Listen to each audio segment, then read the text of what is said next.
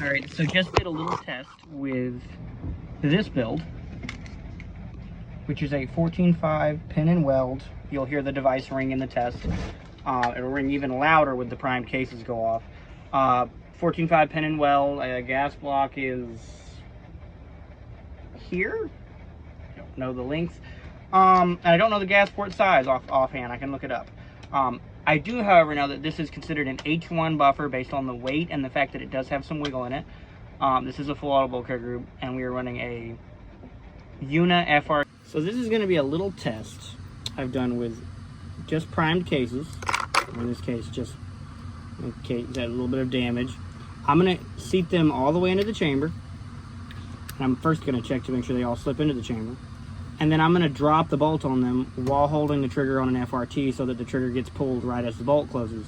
And this will tell us if there's bolt bounce or not. I know what you're saying, it's not stripping the round out of the magazine. That would slow the bolt down even more.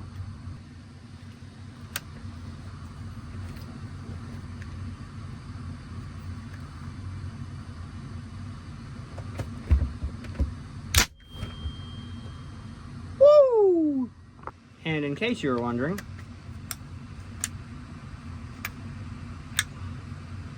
that case definitely fired.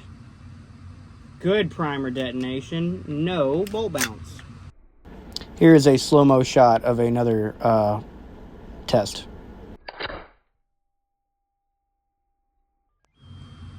This is going to be a video response to people who ask me, yo, what do I need to run your FRT? Do I need a H1, H2? Like, what all do I need? And every time I tell you guys you need an anti-bounce buffer.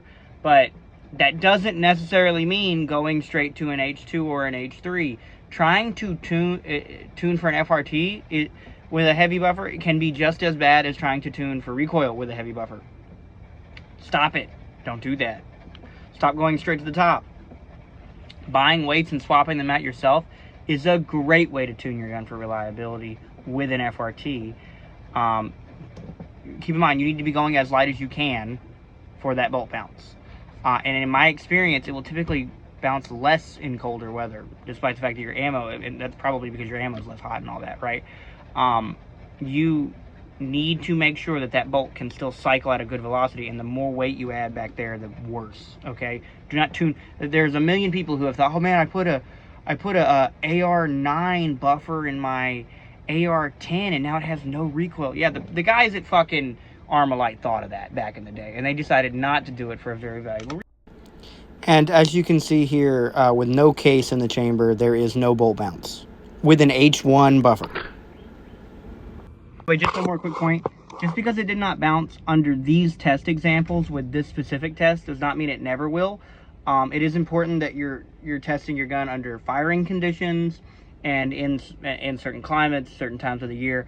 Just because your gun doesn't bolt bounce in April doesn't mean it will in May. You need to test these sorts of things. But this test that I kind of just impromptu figured out is a good way to start and to give yourself an understanding of how bolt bounce affects the FRT system.